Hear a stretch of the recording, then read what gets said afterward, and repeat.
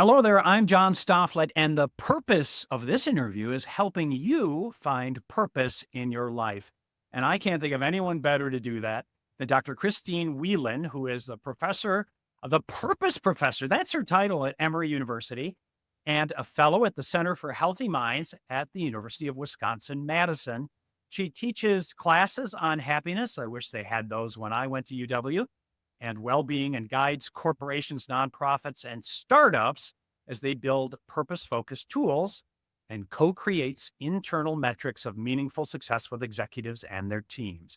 And all of that is to say, purpose is a good thing. It's something that can help us all, whether our personal lives or our business lives. So Dr. Whelan, Christine, it is great to have you here today. And you tell us purpose is a verb and not a noun. What do you mean by that?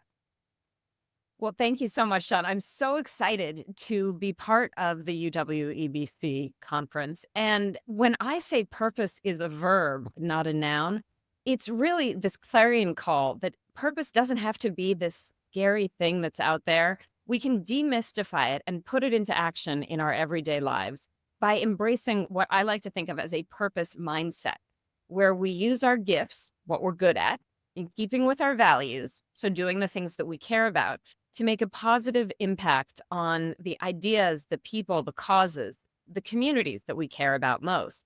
And so that means that purpose is not just this one and done idea or this statement that you pull together at a corporate retreat, but actually something that you can do on a daily basis. And I am passionate about purposefully showing people how.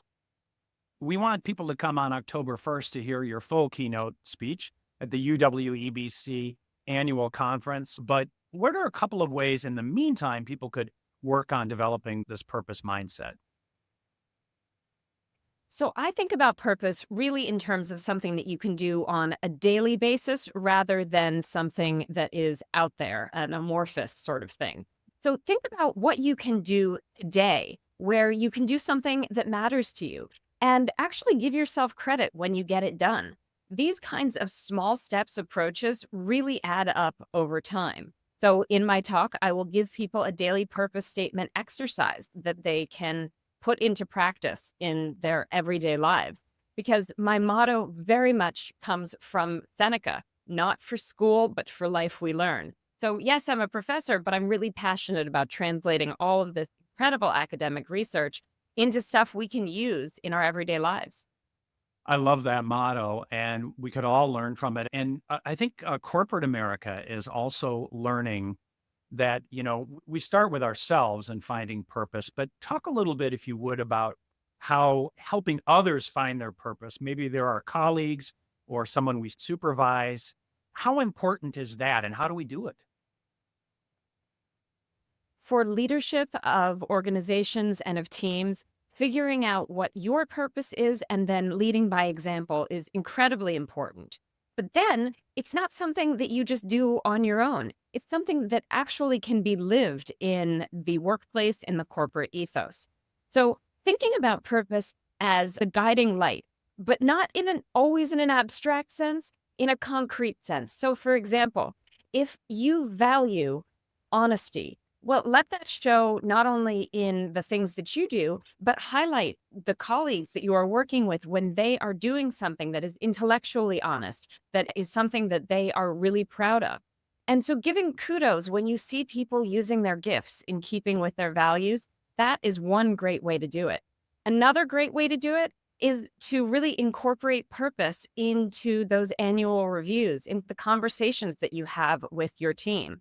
So you can think of it as, what lights you up inside? What are the values that you are bringing to your work? How are you positively impacting the organization? And how might we do a little bit of job crafting to help you use more of those gifts in this role so that both the organization can benefit and you can grow as an individual? And I think as we see in corporate America at workplaces all over, retaining people is key. And I think this could be one of the secrets to keeping people fulfilled and feeling a sense of purpose in their job. And I'm sure that's something you talk to leadership about or organizations you deal with. There is a misunderstanding that purpose and paycheck have to be in conflict, right? That if you're doing something purposeful, then you have to give up the idea of doing well financially. That's not true. We can do well and do good at the same time. We can figure out what the purpose and meaning of not only the overall point of our jobs is, but our particular role. I often tell a story about three men who were working, and when a traveler comes up and the traveler says, "What are you guys doing?" And the first says, "I'm putting one brick on top of the other." The second says, "I'm building a wall." And the third says, "I'm building a cathedral."